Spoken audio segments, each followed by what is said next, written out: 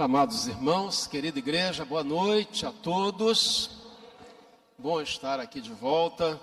Hoje é a nossa terceira noite, né? Estamos aqui reunidos para a glória, para o louvor do nome do nosso Deus, tratando de um tema muito importante, que é a gratidão, né? O livro de Miqueias é um apelo, né? É um chamado do povo a ser grato a Deus, não só pela história, não só por aquilo que ele já tinha feito, mas por aquilo que ele continuava fazendo.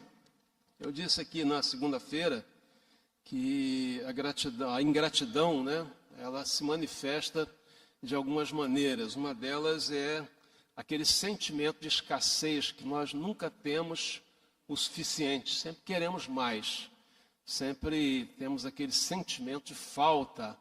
E aí isso às vezes nos impede de sermos mais generosos, de abençoarmos mais, de ajudarmos mais. Não é só a obra de Deus, não. Às vezes é a família, às vezes é o vizinho, às vezes é um amigo, né? Você tem uma coisa lá que você não está usando, né? Você comprou uma geladeira nova e a outra está lá, você, né? Não vale a pena às vezes você vender, né? E tem pessoas precisando e você pode ser uma resposta de Deus, né? Você pode abençoar a vida de alguém. Então, esse sentimento de escassez é uma das atitudes, né, da nossa ingratidão.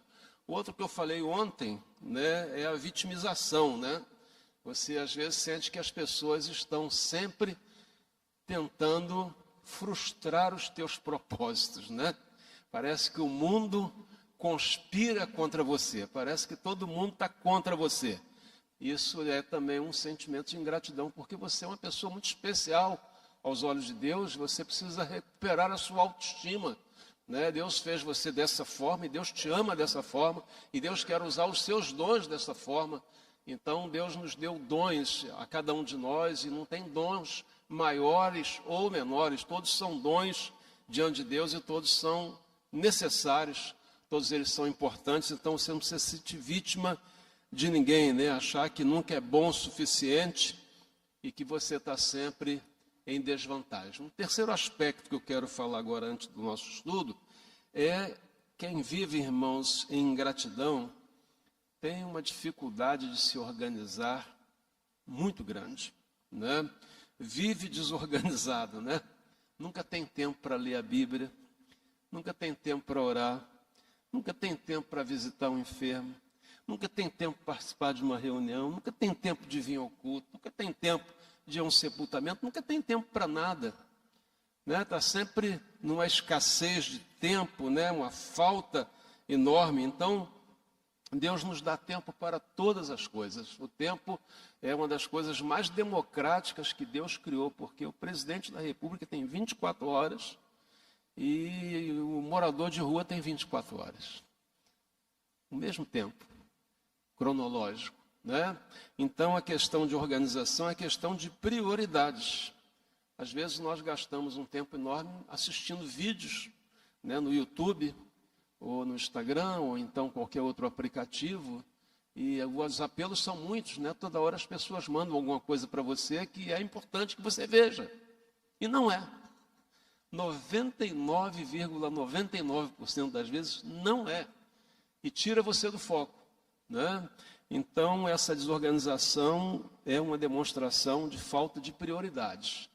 E quando nós priorizamos alguma coisa, nós realizamos, né? Quando nós queremos, nós fazemos. Então amanhã a gente vai falar sobre um outro aspecto, mas eu queria deixar esses três, né? E se você se sente nesse aspecto de desorganização, quero dizer a você que é uma das manifestações da ingratidão, porque todos nós podemos nos organizar e dar a César o que é de César, a Deus o que é de Deus, né? Quem não tem tempo para Deus vive perdendo tempo.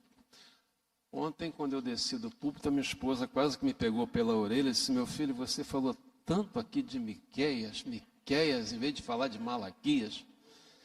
Isso é uma coisa chamada, hoje falei de novo, né?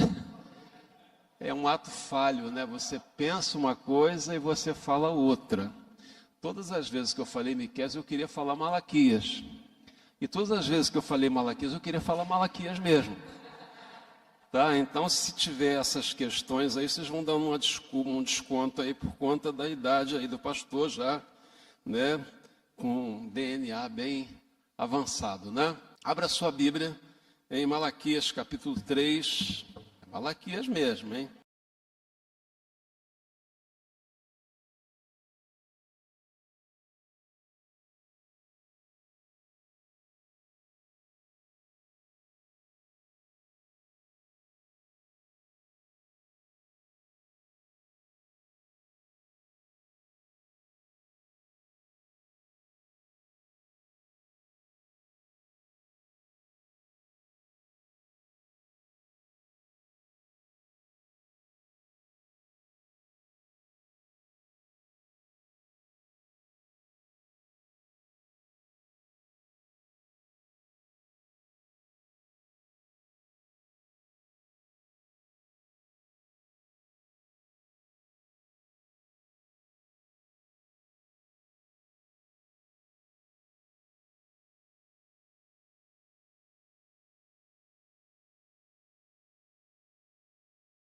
Oremos. Nosso Deus, aqui estamos, ó Deus, nesta terceira noite, para estudar a Tua Palavra, para aprender contigo, para compartilhar a nossa fé, para tomar para nós lições práticas para o nosso viver, e que o Teu Espírito, ó Deus, tenha plena liberdade em nós, e que Ele nos ministre segundo a Tua vontade.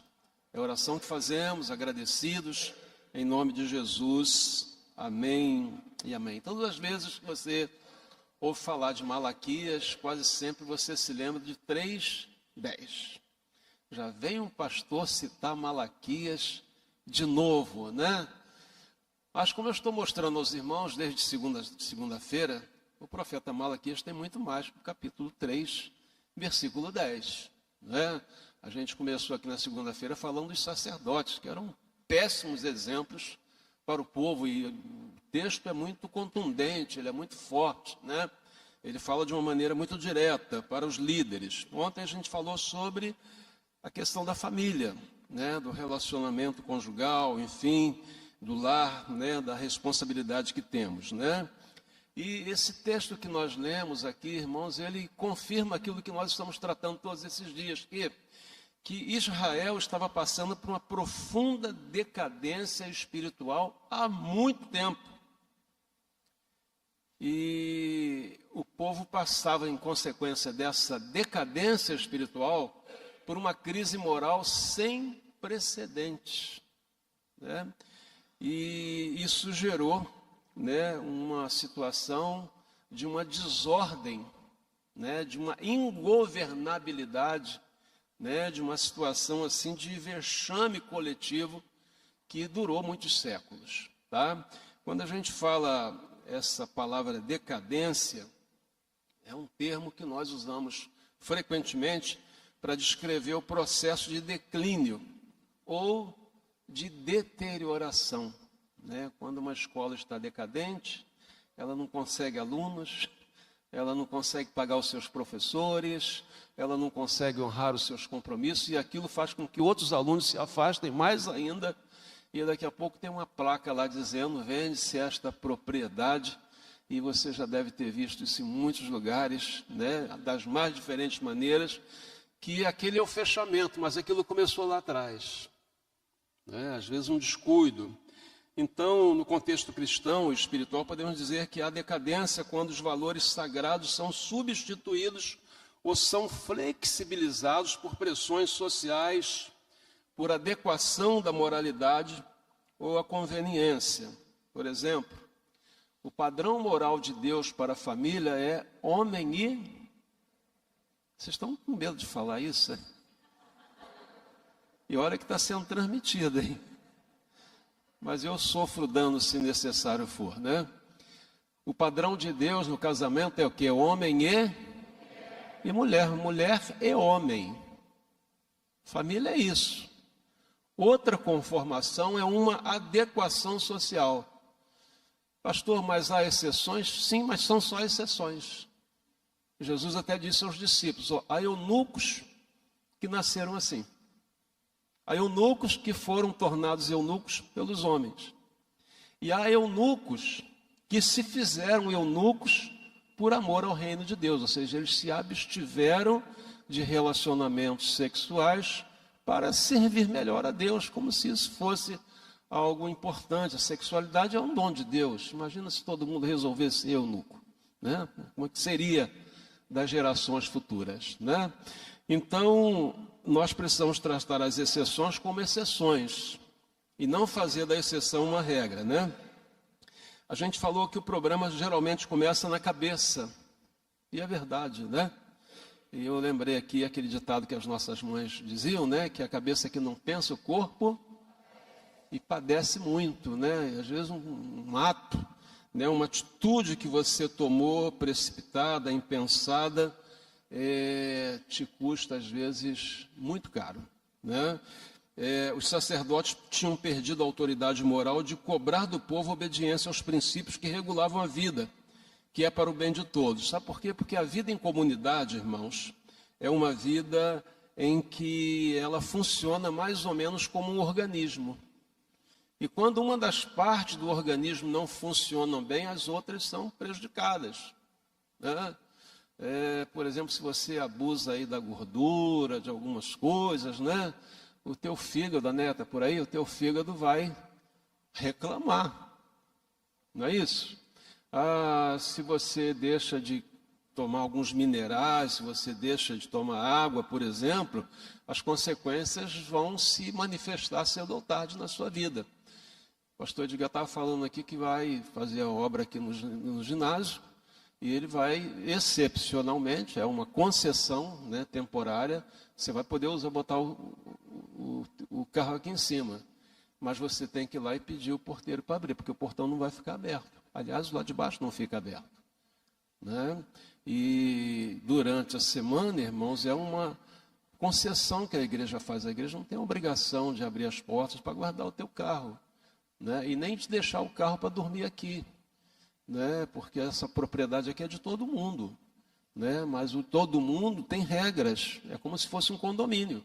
Você mora num prédio, né? Tem lá a convenção do condomínio que tem regulação até para o pingo do teu ar-condicionado quando cai de maneira fora dos padrões. Então a igreja ela se regula nisso. Então os dízimos, eles são um princípio, não é uma lei, é um princípio. Eu já disse a você que as leis mudam, os princípios eles permanecem, né? Nesse texto, Malaquias estabelece um diálogo didático entre Deus e o povo, e em outras oportunidades é o povo e Deus, né? E aí Deus está falando para o povo, né? Aí a partir do verso 6, me parece, né? Ele está dizendo, porque eu, o Senhor, não mudo, por isso vós, filhos de Jacó, não sois consumidos. Ou seja, Deus fez um pacto lá atrás com o povo de Israel. O povo vive quebrando esse pacto, mas Deus permanece fiel. Deus continua sendo fiel. E aí ele vai, chama a atenção, né? Desde os dias dos vossos pais, né? Vocês se desviaram dos meus estatutos, não guardaram. E ele diz assim, tornai-vos a mim e eu tornarei a vós. Vocês estão sendo desonestos comigo, estão me roubando, né? E aí pergunta, roubará o homem a Deus? Como é que o homem vai roubar a Deus? Mas vocês estão me roubando naquilo que vocês deviam trazer, para abençoar vocês mesmos, os menos favorecidos, né? Aqueles que trabalham na obra. Por exemplo, você vai contratar um bitoneiro, quantos metros cúbicos, pastor? Não tem ideia não, né? Quantos? 15 metros cúbicos de concreto, irmãos. Você não troca esse concreto por conversa fiada, você precisa de recurso.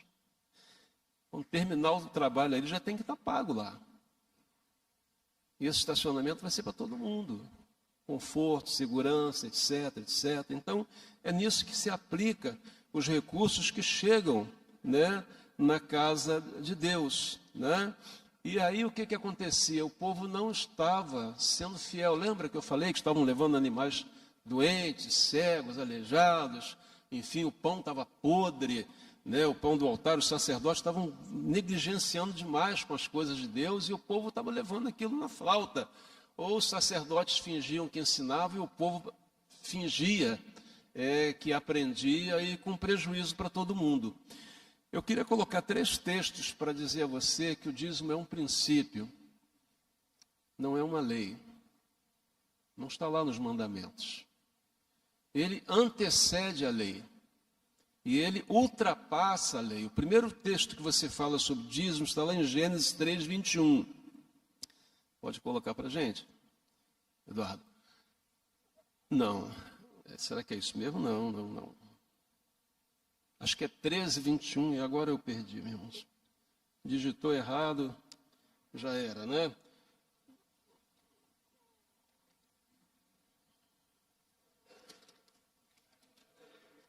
Oi?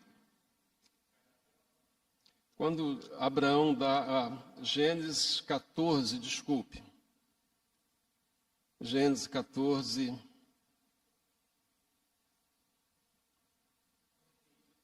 Isso. 14, 20. Digitou errado aí, irmão, desculpe. Né? O que diz aí no 14, 20? Vamos ler?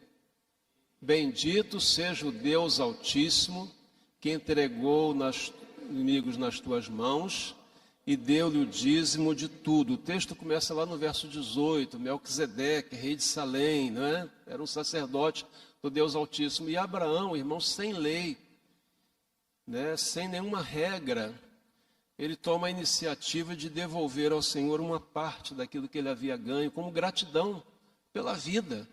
Ele saiu com 300 pessoas para fazer guerra a 4 reis, e sai vitorioso, e traz o espólio, e liberta Ló, e liberta a sua família. Então, essa foi a primeira vez que nós vemos falar sobre os dízimos, né?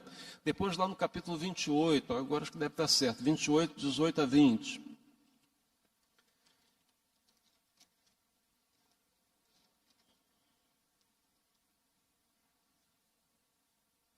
Deixa eu ler para você. Então levantou-se Jacó pela manhã de madrugada, tomou a pedra que tinha posto por sua cabeceira e a pôs por coluna, derramou azeite em cima dela. 19. E chamou o nome daquele lugar Betel, o nome, porém, daquela cidade dantes era Luz. E Jacó fez um voto dizendo, olha que voto, irmãos. E eu faço esse voto com qualquer um de vocês se aceitar, tá bom? Se Deus for comigo, e me guardar nessa viagem que faço, e me der pão para comer, e veste para vestir, vamos lá. E eu em paz tornar a casa de meu pai, o Senhor será o meu Deus. E o próximo, e esta pedra que tenho posto por coluna, será a casa de Deus, e de tudo quanto me deres, certamente o quê? Tinha lei aí? Tinha regra? Fernando, cada 100 reais que você me der, eu te devolvo 10. Pode ser assim? Faço com vocês esse acordo. E Deus aceitou. De modo que Jacó chegou lá de mãos vazias e voltou rico. Tão rico que o seu sogro não queria que ele fosse embora. Né? Ou seja, Deus abençoou ele. E ele passou esse princípio para os seus filhos. Chegou até nós.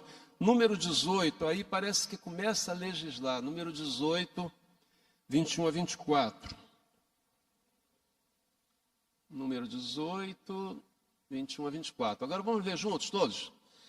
Descerei agora e verei se com efeito tem praticado segundo este clamor que é vindo a mim, se não sabe... Não. É Números. Acorda, Eduardo. Eu falei Gênesis, né? Vamos lá, Números. Vamos lá? E eis que os filhos de...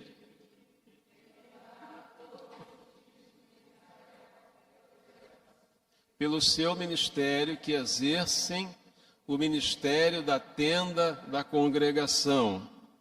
Vamos mais.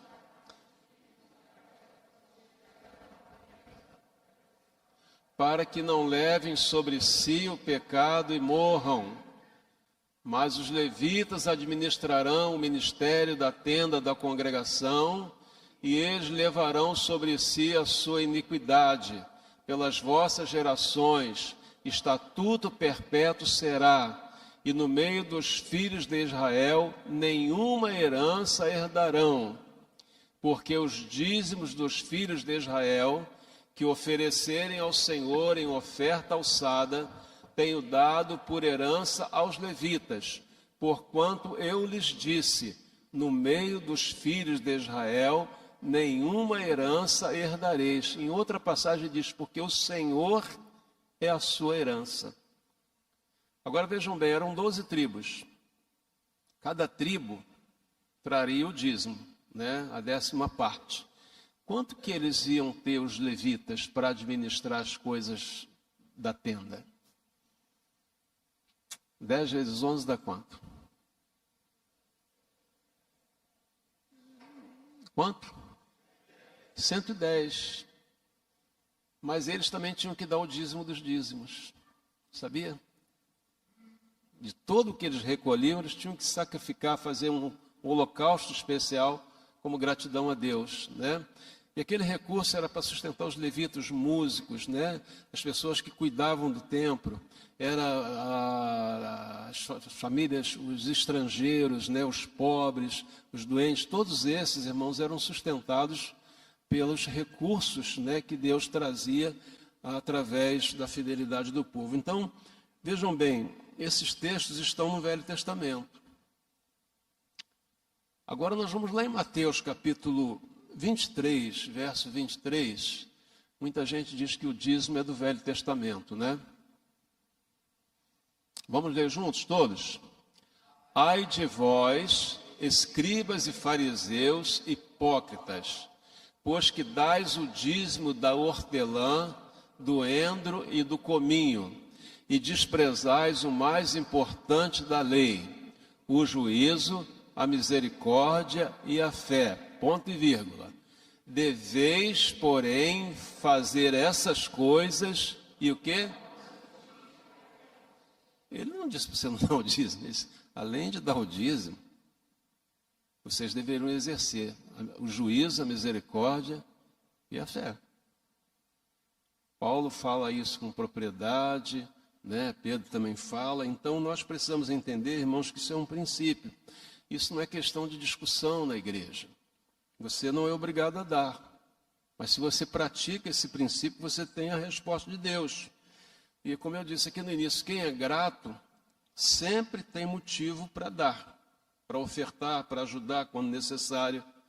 E nunca vai faltar para as suas necessidades, né? Você dá dízimo, você dá oferta da obra da nossa casa, você dá oferta de missões, você ajuda uma família carente que está com necessidade, você tem um desapega aí, você dá a sua geladeira que você trocou, e Deus está sempre te renovando, sempre te abençoando, sempre suprindo as suas necessidades. Porque esse princípio, ele traz como recompensa a fidelidade de Deus, né? Eu coloquei aqui, eu sou pastor já há quase 40 anos, irmãos, né? E a prosperidade não é o quanto você possui, mas é o quanto você desfruta daquilo que você possui. Você pode ter uma televisão lá de 10 polegadas, e você às vezes pode estar muito feliz, ao ponto que você pode ter um Full HD lá na tua sala, home theater, né? E você está lá se sentindo a pior pessoa do mundo. Nada é suficiente, aquele espírito de escassez. Tem a televisão, preciso trocar o carro, preciso trocar esse armário. Ah, minha vizinha comprou uma geladeira nova, eu também quero, né? Ficar de olho nas coisas dos outros. Então, no diálogo que lemos, vemos Deus falando como um pai que zela pelo bem dos seus filhos. Aquela geração não era a primeira, mas eles esqueceram a história. E é interessante que eles não se achavam em pecado. Vocês me roubam, em que a gente rouba? Em que foi que nós tiramos, né? Você tirou do órfão, da viúva, do estrangeiro. Você tirou o dinheiro do estacionamento que você ia reformar. Você precisou. Nós vamos precisar trocar esse telhado muito em breve, irmãos. A gente não consegue mais trocar aquelas telhas ali. Aliás, está perigoso subir ali, né? Você não consegue muitos profissionais para fazer isso, tá? Então Deus tem os meios de resolver os nossos problemas, nós precisamos semear para poder colher. Então aquela geração, eles tinham esquecido a história. E o pior de tudo, que eles se justificavam, né? O coração estava cauterizado, estava endurecido, e eles foram empobrecendo. Os dízimos, eles independem das circunstâncias, né? Deus pergunta, será que vocês podem roubar a Deus? E a resposta é categórica, diz sim, rouba de maneira proposital quando deixam de obedecer a um princípio sagrado para o bem de vocês mesmos. Quando você não faz a sua parte, lentamente o mal vai se infiltrando, detonando com seus valores. Por exemplo, uma das coisas que a gente ensina aos nossos filhos, e eu creio que todo mundo fez isso, né? Escovar o dente. No início é uma dificuldade, né? Reclama, não faz direito. Mas, caramba, se ele aprender e ele praticar, ele vai chegar na terceira idade aí com a maior parte dos dentes na boca. Mas se ele, né, e criança principalmente, né, nos intervalos das refeições, gosta de comer doce, né, se ele não levar a sério isso, quem vai sentir a dor vai ser ele. Eu, quando viajei lá pelo barco no Amazonas, em Manaus, né, tem um programa lá, Sorriso do Amazonas, é isso, né? Porque garotos assim, 16 anos, 15 anos, meninas, irmãos, sem dente incisivo. Triste, né? Por conta de um princípio que todo mundo pode fazer. Não é uma coisa fora do orçamento, né? Então, nós precisamos ensinar. Se não cuidar, a gente vai perder o dente. E fazer uma prótese, irmãos, nunca é o mesmo conforto, né? Não é a mesma coisa. Vou tirar os dentes, fazer implante, né? Você vai perder os implantes em pouco tempo. Porque seus dentes, né, onde eles estão implantados, também vão perdendo a sua calcificação, né? Então é importante, sim, escovar os dentes, lavar as mãos, não depende necessariamente de recursos. Depende de quê? De educação, de instrução. Uma vez nós estávamos acampados num determinado lugar, né? Por questão de sobrevivência, teste, vida militar, tem essas brincadeiras. E eu me lembro que eu e mais alguns amigos escovamos os dentes com carvão. Você sabia que serve? E é um excelente dentifrício. Então, não é questão de ter, é questão o quê? De você querer, né? De você fazer. Então, Malaquias lembra que eles estavam roubando a Deus, pois os dízimos era a contrapartida deles como gratidão. Por quê? Pelas boas colheitas, pela saúde, pela prosperidade, né? Aqueles recursos, os sacerdotes controlavam, né, evidentemente, a liturgia do templo, onde o povo se reunia para adorar. Nós estamos aqui, o irmão Enéas costuma falar isso aqui, né, que nós nos reunimos num lugar que nós não construímos. E é verdade, dos que construíram esse templo aqui, acho que só a irmã Indalina, né, está viva aqui, e a irmã Maria Gomes. Os demais, né, poucos estão. Tem alguns descendentes, irmã da Zilza, por exemplo, que o pai dela foi o gerente das obras, irmãos. Né? Irmão José Gonçalves. Né? Ele era mestre de obras. Então, nós estamos aqui por quê? Porque eles acreditaram nesse princípio. E nós estamos investindo em lugares porque nós acreditamos nesse princípio. Eu não sei se você tem ideia, nós investimos por mais de 10 anos na plantação de uma igreja no interior de Conceição de Tocantins. Multiplica 10 anos, né? Cada ano tem 12 meses, são pelo menos 120 meses, né? A igreja regando a vida do missionário, mandando oferta. Fizemos campanha aqui para a construção do templo. E alguém ficou mais pobre por conta disso, irmãos? Pelo contrário, muitos de nós tivemos a experiência de ir lá e de conhecer, que você não teria outra oportunidade. Alguns tiveram até o privilégio de passar por Brasília, né? Ir lá no Congresso, conhecer, as dependências, porque coincidiu numa dessas viagens que aconteceu a Convenção Batista lá em Brasília, e a gente conseguiu hospedagem lá no Colégio Batista. O pessoal tirou onda lá em Brasília, irmãos, né? Tiraram retrato lá no Memorial JK, tiraram onda, né? Mas por quê? Porque você crê nesse princípio. E quando você crê, você vê os resultados na sua vida prática, né? E quem é prejudicado quando você não pratica esse princípio, primeiro é você mesmo, né? E segundo, são as pessoas que às vezes dependem disso, que são cobertos com a fidelidade do povo. Mas se não havia fidelidade, uma parte significativa deixava de ser abençoada, né? Os dízimos é um ato de fé. E eles glorificam o nome de Deus e abençoam as igrejas, né? Não é o que você traz, mas a motivação pelo que você faz. Você está entendendo? Não é o que você faz, mas a motivação do modo como você faz. Ou seja, eu estou separando esse dinheiro, que não é meu, é do Senhor, e eu vou entregar à minha igreja, porque eu acredito nos princípios que ela prega. Quando você ora, você usa as mesmas palavras que você usa de um modo geral. A gente não tem uma cartilha aqui de oração, né? As orações são palavras espontâneas que a gente expressa, né, os nossos sentimentos, não é isso? Se você não exerce isso por fé, são meras palavras, né? Mas quando você profere elas por fé, Deus te honra. E às vezes Deus te abençoa antes mesmo de você terminar a oração. Antes de você terminar a oração. A gente, no encontro de casais, costumávamos ouvir algumas experiências, né, de orações que eram feitas lá, e que daqui a pouco pessoas recebiam ligações de resposta. De resposta. Mas por quê? Porque Deus honra a sua fé. Atos proferidos por fé, então tem respostas significativas de Deus. Ele disse que se nós tivermos fé como um grão de mostarda, né, nós vamos mover os montes. Então, eu confesso, irmãos, eu não fui pastor a vida toda, uma boa parte eu fui membro de igreja, né? E isso sempre fez parte da nossa história.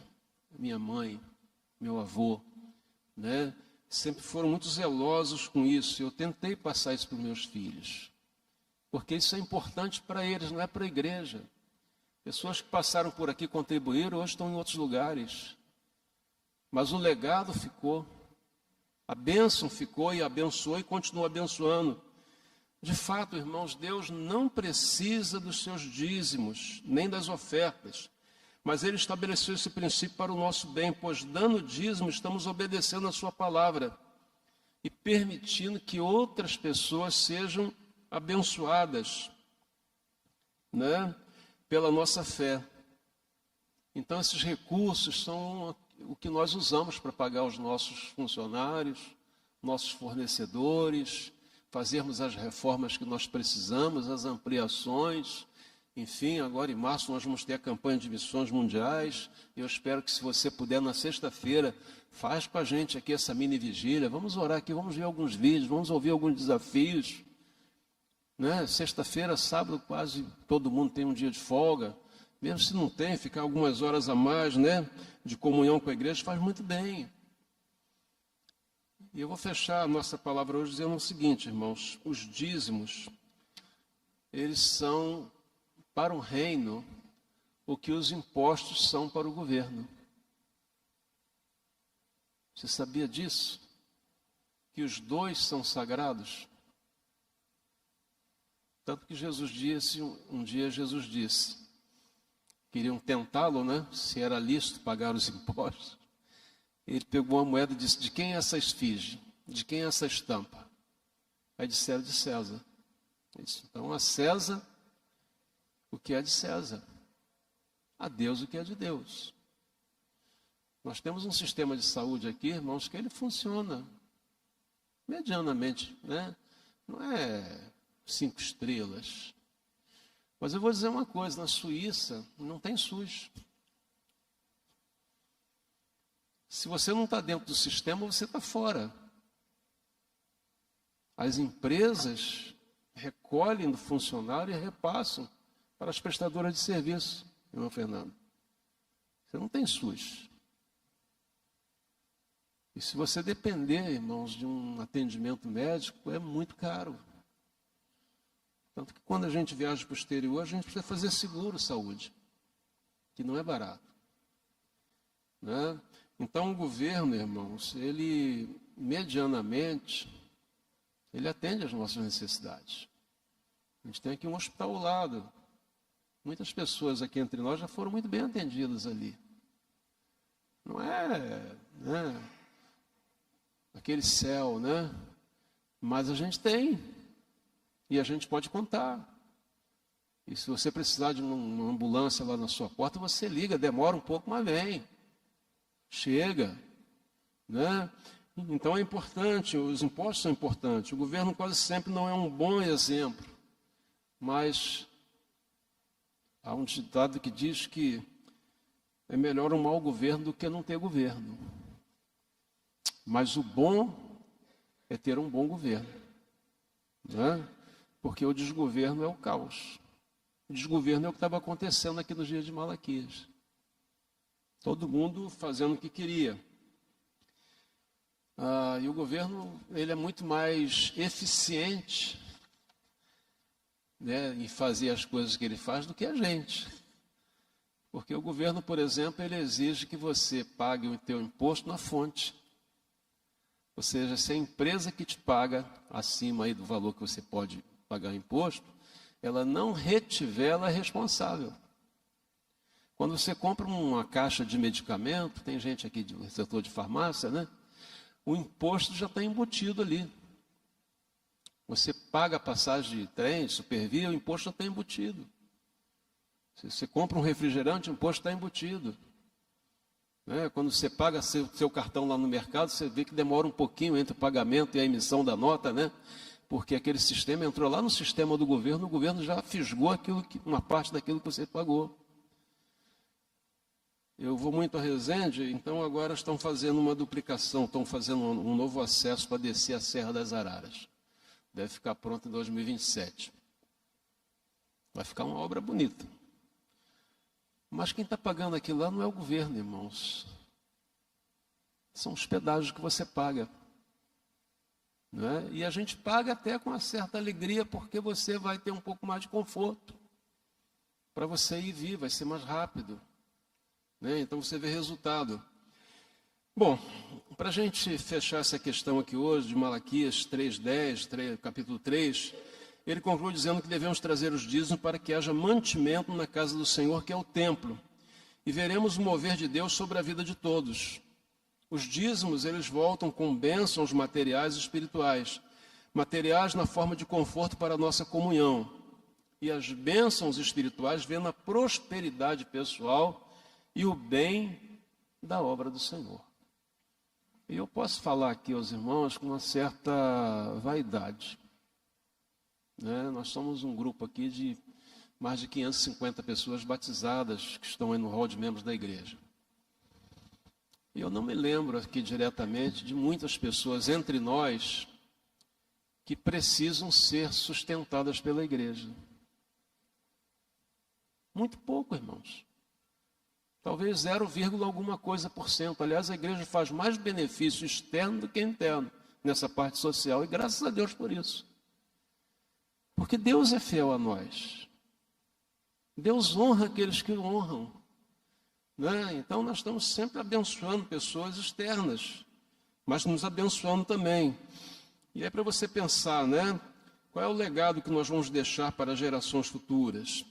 No verso 10 e 11 tem pelo menos 4 bênçãos que eu quero fechar, está aí no seu programa, né? Primeiro, mantimento na casa do Senhor. Imagina a gente não poder acender as luzes porque não pagamos a conta. Imagina você não poder usar o banheiro porque não tem água, porque também a SEDAI veio aqui, a Águas do Rio veio aqui e arrancou o hidrômetro, porque já estamos há algum tempo sem pagar a conta. Claro que isso nunca aconteceu. Você vai trazer um visitante, né? Você quer mostrar as dependências da igreja, olha a sala do meu filho aqui, como é que é. né? A pastora Gilmara capricha. Então, queridos, primeiro isso nos abençoa, né? Ele fala sobre bênçãos imprevistas pela fidelidade de Deus, né? Ele diz assim: se eu não vos abrir as janelas do céu e não derramar sobre vós uma bênção tal. Ou seja, Deus fez na minha vida e faz na sua também infinitamente mais do que nós pedimos ou do que nós pensamos, né? Ele sempre faz. Maior produtividade do seu trabalho, né? Quando você tem esse espírito de gratidão, você começa a ver oportunidades onde ninguém vê, né? Então Deus começa a honrar você naquilo que você faz e testemunho ao mundo da nossa fé. Aquilo que eu disse aqui, foi ontem, né? Que o Lula disse que 90% dos evangélicos vivem de verbas federais, mas isso é uma lavada mentira. Lavada mentira.